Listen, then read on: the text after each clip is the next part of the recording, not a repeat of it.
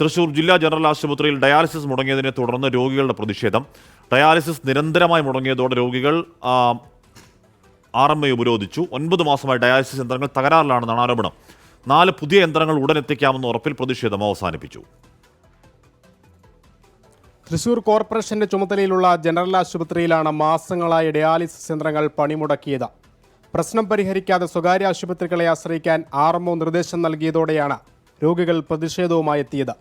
ഞങ്ങൾ ഈ ആൾക്കാർ 10-16 കൊല്ലമൊക്കെ ആയിട്ട് ഇവിടെ സ്ഥിരം ഡയാലിസിസ് ചെയ്യുന്ന ആൾക്കാർ ഇവിടെ വരുമ്പോൾ ഒരു ഡയാലിസിസ് ട്യൂബ് എടുത്ത് തന്നുകൊണ്ട് വേറെ എവിടെയും പോയി ചെയ്യാൻ പറഞ്ഞു കഴിഞ്ഞാൽ എങ്ങനെ ശരിയാവാം? വേറൊരു ആശുപത്രിയിൽ പോയി നമ്മൾ ഡയാലിസിസ് ചെയ്യണമെങ്കിൽ ഒരു 7000 രൂപയെങ്കിലും ചുരുങ്ങിയത് വേണം ഒരു ഡയാലിസിസ് അവിടെ ചെയ്യാൻ. കാരണം വേറെ ഒന്നുമല്ല, പല ടെസ്റ്റുകളും നടത്താണ്ട് അവർ നമ്മളവിടെ എടുക്കില്ല. ആശുപത്രി മാനേജ്മെന്റ് കമ്മിറ്റി ഫണ്ടിൽ നിന്നും തൽക്കാലം പണമെടുത്ത് യന്ത്രം വാങ്ങാൻ തീരുമാനിച്ചെങ്കിലും സാങ്കേതിക പ്രശ്നങ്ങളെ തുടർന്ന് സാധിച്ചില്ല. പ്രതിഷേധവുമായി രോഗികൾ നേരിട്ടെത്തിയതോടെ 4 പുതിയ യന്ത്രങ്ങൾ നാളെ തന്നെ എത്തിക്കും. കാലാവധി 10 കൊല്ലമായി, എല്ലാതിൻ്റെയും കാലാവധി കഴിഞ്ഞിട്ടുണ്ട്. കാലാവധി കഴിഞ്ഞത് റിപ്പയർ ചെയ്തിട്ടാണ് ഇപ്പോൾ വർക്ക് ചെയ്തുകൊണ്ടിരിക്കുന്നത്. ഇനിയും അത് കേടുവരാം. അപ്പോൾ അതിന് മുൻകൂട്ടി കണ്ടിട്ടാണ് CSR ഫണ്ട് അടിസ്ഥാനത്തിൽ 4 എണ്ണം കൂടെ നമ്മൾ പറഞ്ഞിട്ടുണ്ട്.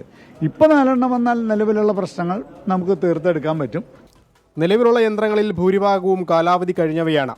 അറ്റകുറ്റപ്പണിക്കുള്ള സാധ്യതകളും ഇനിയില്ല. ഇതോടെയാണ് പുതിയ യന്ത്രങ്ങൾ ഉടൻ എത്തിക്കുമെന്ന ഉറപ്പ്. 24 തൃശൂർ.